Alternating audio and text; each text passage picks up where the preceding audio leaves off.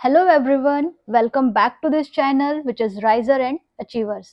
Friends, last video में हमने KVS के क्वेश्चन पेपर का सेक्शन ए और सेक्शन बी कंप्लीट कर लिया था। आज हम सेक्शन सी देखने वाले हैं जो completely case study based question होते हैं।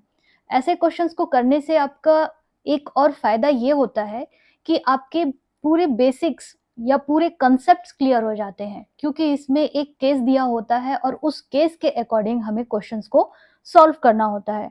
तो फ्रेंड्स, इस सेक्शन सी में जितने भी क्वेश्चंस हैं 5-6, हर एक क्वेश्चंस अपने आप में एक कंसेप्ट लिया हुआ है और ये क्वेश्चंस बहुत ही इंपॉर्टेंट हैं ताकि आपके डाउट्स और ताकि आपके कंसेप्ट्स को क्लियर करने के लिए और आपकी एक सीट रिजर्व कराने के लिए इस कॉम्पिटिटिव एग्जाम में और अपनी एक सिलेक्शन लेने के लिए।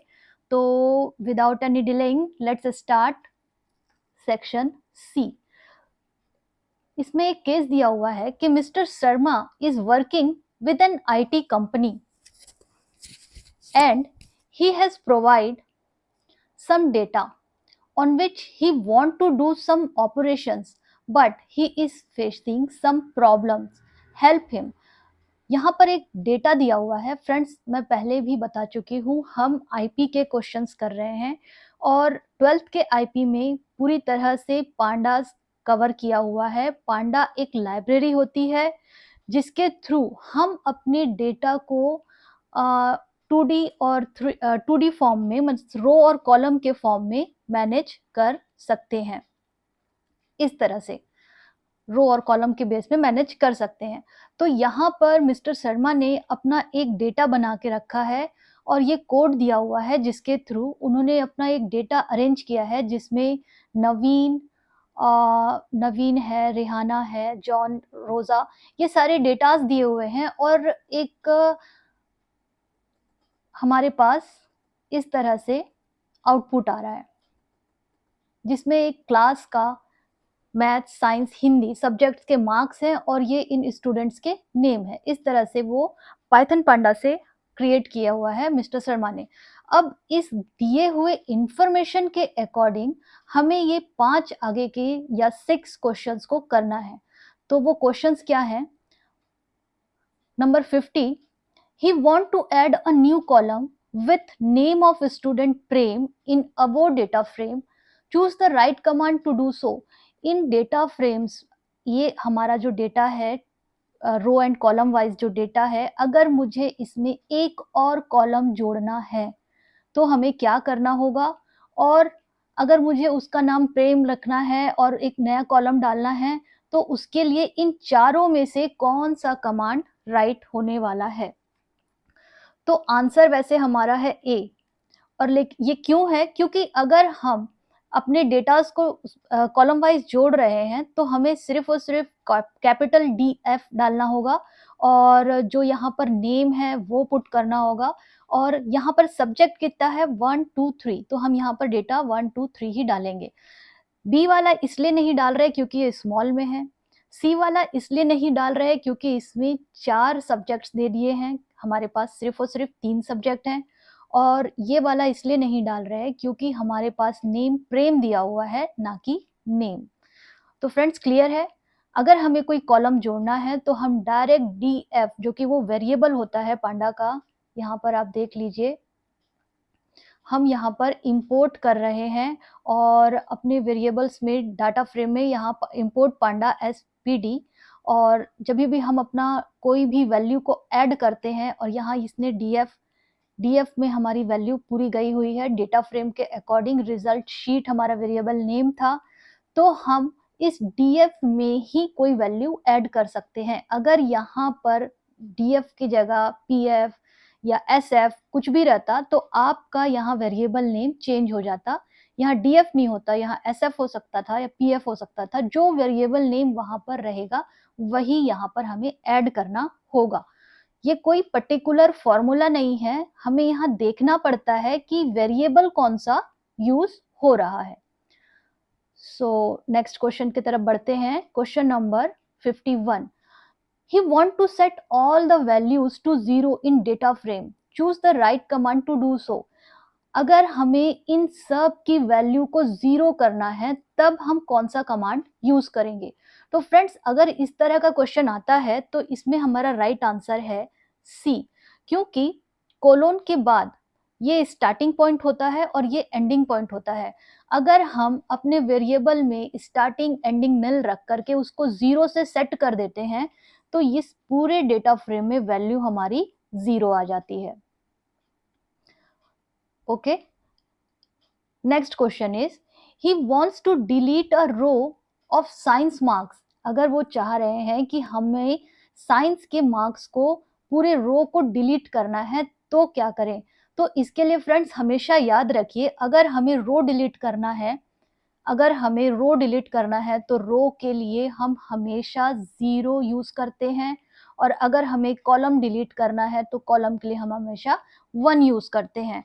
तभी हमारे सिस्टम को, या फिर ऐसा कह सकते हैं पाइथन में ये एक रूल बना हुआ है कि अगर आप रो को डिलीट करना चाहते हैं तो आप 0 लिखिए, और अगर आप कॉलम डिलीट करना चाहते हैं तो हमें 1 को डालना ही पड़ेगा। अब ये किस में डालना पड़ेगा? एक्सेस में डालना पड़ेगा, क्योंकि उसे इस तरह का कमांड अगर नहीं दिया गया तो वो किस तरह से अपनी ऑपरेशंस को कर पाएगा। इसीलिए हमेशा याद रखिए कि रो के लिए हम 0 डालेंगे एक्सेस और कॉलम के लिए हम 1 डालेंगे एक्सेस। तो इसका सही आंसर है बी। हमें df.drop से ही हम पूरे रो को डिलीट कर सकते हैं, साइंस जिस सब्जेक्ट को डिलीट करना है, और एक्सेस हमारा 0 होना चाहिए, -1 नहीं होता है। और इसमें क्या गड़बड़ है?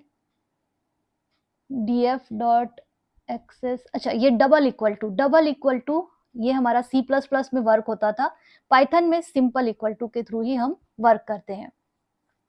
Next question is the following code is to create another data frame which he want to add the existing data frame. Choose the right command to do so.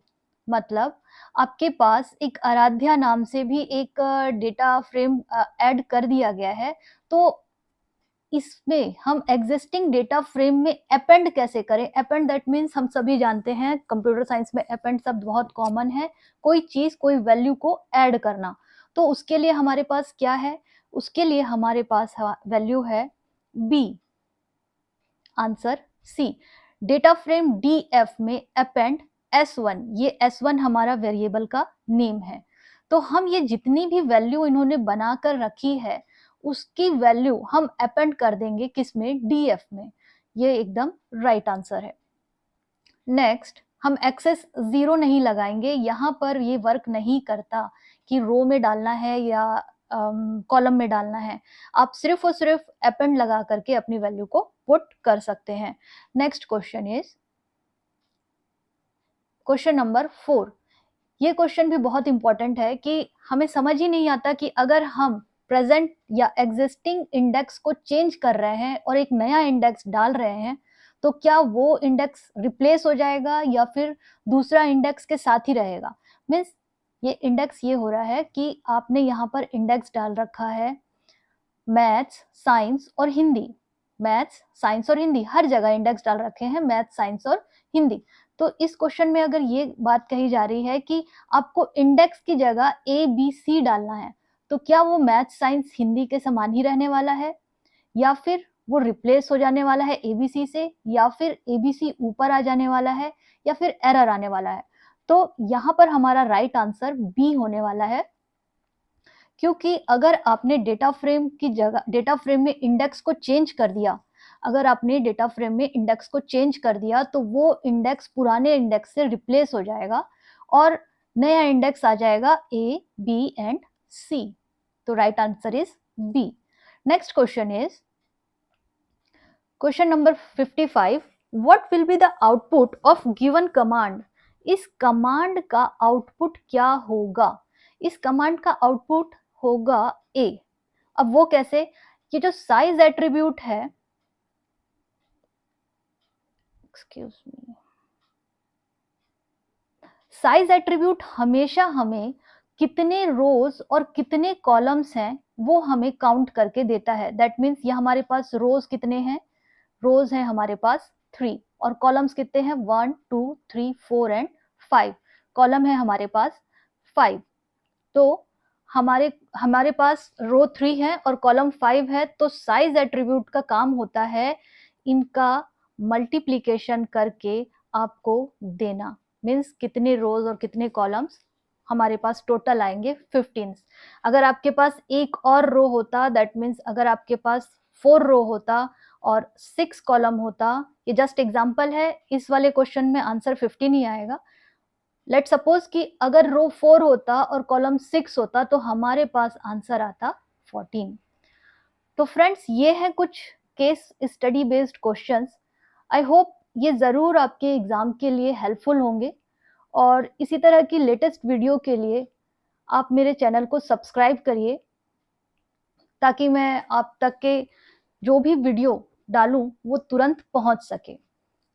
Thank you friends, और आप ज़रूर comment करके बताएं कि इसी तरह की videos मैं लेकर आऊं पाइथन से रिलेटेड, या फिर डेटाबेस और ओरेकल, इन सारे सब्जेक्ट्स के वीडियोस भी लेकर आऊं, और या सिर्फ एमसीक्यूज लेकर आऊं, या फिर इनके एक्सप्लेनेशंस के साथ वीडियो लेकर आऊं। कमेंट करके ज़रूर बताइएगा, ताकि आपके लिए और इजी हो जाए एग्ज़ाम को क्रैक करना। All the best, thank you.